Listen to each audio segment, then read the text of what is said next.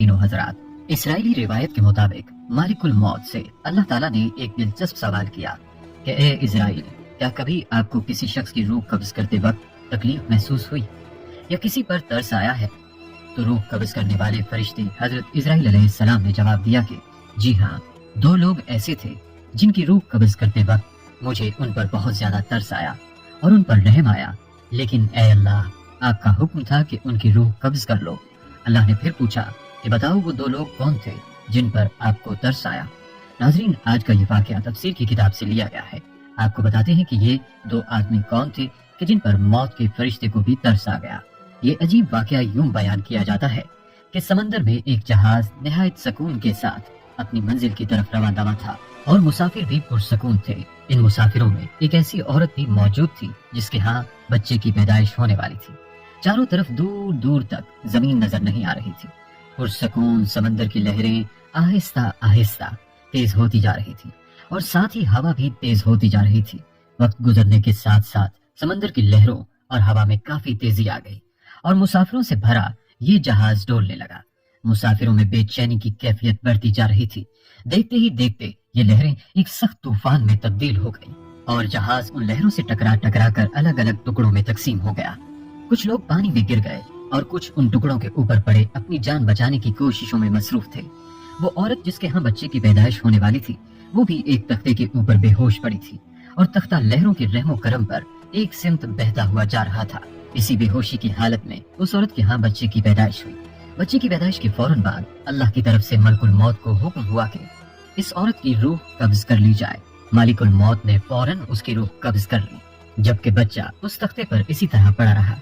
समुद्री लहरें उस तख्ते को बहाते बहाते खुशकी तक ले गईं। जिस वक्त तख्ता किनारे पर पहुंचा तो वहां मौजूद एक आदमी ने उसे पकड़ लिया। औरत को तो एक गड्ढा खोद कर दफना दिया, लेकिन बच्चा जो कि अभी जिंदा था उसे अपने साथ घर ले गया। चूंकि उस आदमी की औलाद नहीं थी, इसलिए उसके साथ साथ उसकी बीवी भी बहुत खुश हुई। मियां बीवी ने उस बच्चे का नाम शद्दाद रखा। जब शद्दाद 7 बरस का था तो एक रोज गांव के बाहर शद्दाद बच्चों के साथ खेल रहा था कि अचानक ही शोर उठा के बादशाह की सवारी आ रही है।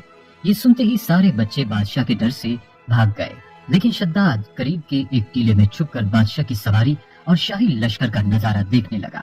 यहाँ तक कि तमाम लश्कर गुजर गया और बादशाह की सवारी गुजरने के बाद कुछ प्यादे गिरी पड़ी हुई चीजों की खबरगिरी के वास्ते लश्कर के पीछे पीछे आए। उन प्यादों में से एक प्यादे ने रास्ते में एक पोटली पड़ी हुई पाई।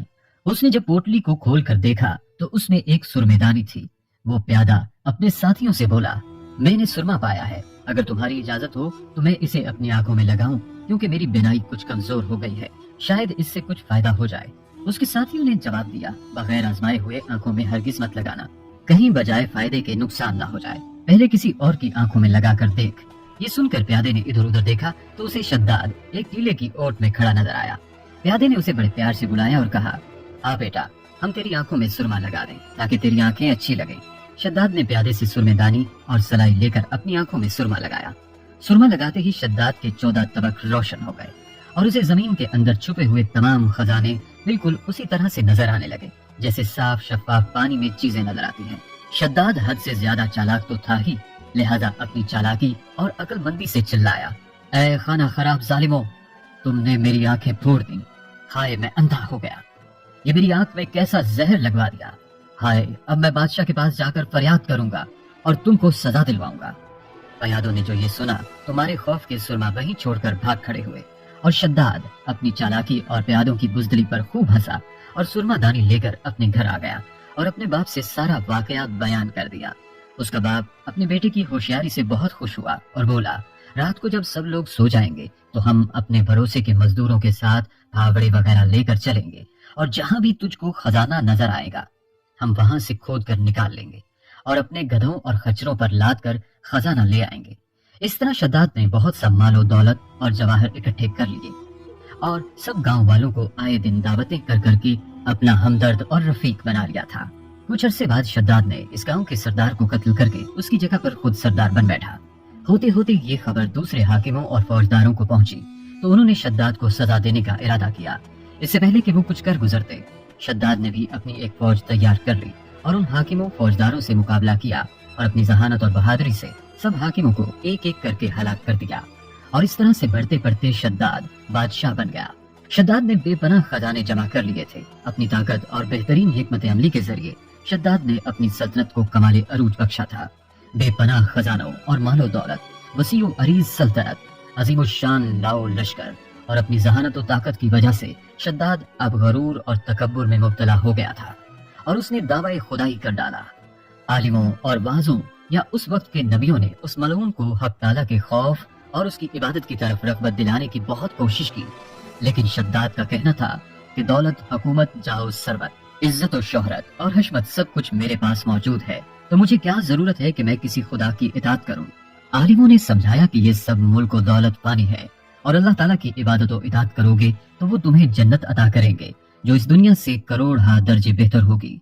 शद्दाद ने पूछा कि इस जन्नत में क्या खूबी है, तो आलिमों ने जो कुछ भी खूबियां और तारीफें जन्नतुल फिरदौस की थीं वो सब उसके सामने बयान कर दी। आलिमों की बातें सुनकर शद्दाद ने हकारत से हंसते हुए जवाब दिया, मुझे इस जन्नत की कोई परवाह नहीं और ना ही मुझे वो जन्नत चाहिए, क्योंकि मुझ में इतनी ताकत और कुव्वत है कि मैं इससे भी अच्छी जन्नत इस दुनिया में बना सकता हूँ।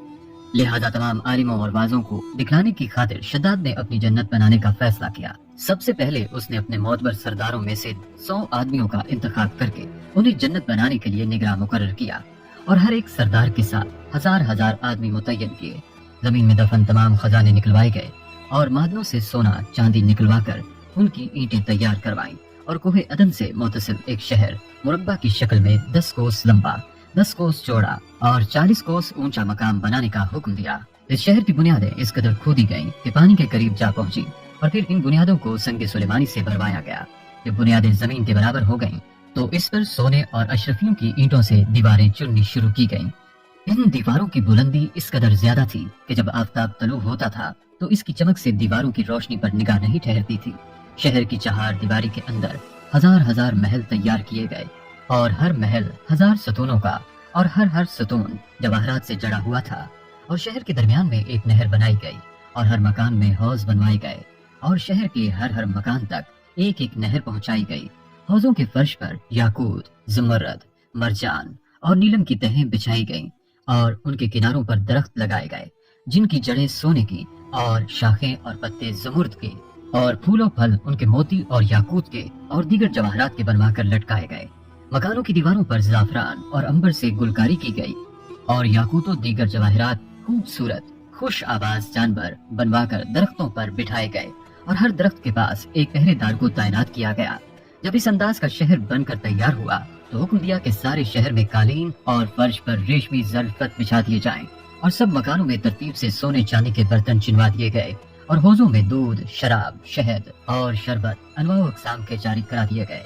बाजारों में दुकानों को भी कम ख्वाब जरदोजी के पर्दों से मुज़य्यन किया गया और हर पेशा और हुनर वाले को हुक्म दिया गया कि वो अपने अपने पेशा और हुनर में मशगूल हो जाएं और अनवा इकसाम के मेवे, तरह तरह के उम्दा और लजीज पकवान हमेशा ही सभी शहर वालों को पहुंचाया करें। गर्ज के 12 बरस में ये शहर बेमिसाल इस सजावट के साथ तैयार हुआ तो तमाम सरदारों को हुक्म दिया गया कि वो जीनत के साथ इस शहर में जाकर रहें और खुद भी अपनी फौज और लश्कर को साथ लेकर कमाल गरूर और तकब्बुर से शहर की तरफ कूच की और रास्ते में आलिमों और वाजों को जलाने की खातिर कुछ देर रुककर उनसे तकब्बुर और हकारत के साथ कहा, तुम इसी जन्नत के वास्ते मुझे इसके सामने जिसको आज तक किसी ने नहीं देखा हो सर झुकाने और जलील होने के लिए कहते थे ना, अब तुमको मेरी कुदरत और सरवत देखनी हो तो मेरे साथ चलो। मैंने उस अनदेखी जन्नत से भी ज्यादा हसीनो दिलकश और खूबसूरत जन्नत बनवाई है जिसको देख लेने के बाद तुम अपने खुदा की जन्नत को भी कम समझोगे। शद्दाद जब अपनी बनाई हुई जन्नत के करीब पहुंचा तो उस शहर के बाशिंदों के गौल उसके इस्तकबाल के लिए शहर के दरवाजे से बाहर आकर उस पर जर्रा और जवाहर नछावर करने लगे। इस तरह से जब शद्दाद शहर के दरवाजे पर पहुंचा तो उसका एक कदम दरवाजे के बाहर और एक कदम अंदर था कि आसमान से एक ऐसी सख्त कड़कदार आवाज आई जिससे तमाम मखलूक हलाक हो गई और बादशाह भी वहीं दरवाजे पर गिर पड़ा और मर गया। उस शहर को देखने की हसरत के किस मेहनत और मुशक्कत से उसको तैयार किया था दिल में ले गया। नाज़रीन, जिस बात का जिक्र वीडियो के आगाज में आया था, यानी मलकुल मौत ने कहा था कि मुझे 2 आदमियों की रूह निकालते वक्त बहुत तरस आया। इनमें एक तो वो बच्चा था जिसका वाहिद सहारा उसकी माँ थी और मुझे इसकी रूह कब्ज करने का हुक्म हुआ और दूसरा वो बादशाह था जिसने इतनी आरजुओं से शहर तामीर किया اور جب وہ اس کو دیکھنے کے لیے پہنچا تو مجھے روح قبض کرنے کا حکم ہو گیا۔ ناظرین، اللہ تعالیٰ نے فرمایا کہ اے اسرائیل، تمہیں ایک ہی شخص پر دوبارہ رحم آیا ہے، کیونکہ یہ بادشاہ وہی بچہ تھا جس کو ہم نے بغیر ماں باپ کے بنا کسی سہارے کے سمندر کی تیز و تند لہروں اور طوفانوں میں بھی محفوظ رکھا اور اس کو حشمت و ثروت کی بلندیوں پر پہنچایا، اور جب یہ اس مرتبے کو پہنچا تو ہماری تابعداری سے منہ موڑا اور تکبر کرنے لگا اور آخرکار اپنی سزا کو پہنچا۔ ہمارے ہاں بھی اس سے کچھ کم درجے کے شداد موجود ہیں جو ساری عمر قوم کی دولت لوٹ لوٹ کر اپنی جنت تعمیر کرتے ہیں، لیکن اجل یعنی موت اس جنت کے مزے لینے سے پہلے ہی انہیں اچک لیتی ہے۔ ہماری اللہ تعالیٰ سے دعا ہے کہ اللہ پاک ہمیں اسلام پر زندہ رکھے اور جب موت دے تو ایمان پر موت نصیب فرمائے، اور اللہ تعالیٰ ہمیں موت کی تیاری، ملک الموت سے خوش شکل ملاقات اور آخرت میں نجات کی فکر کی توفیق عطا فرمائے۔ آمین ثم آمین یا رب العالمین۔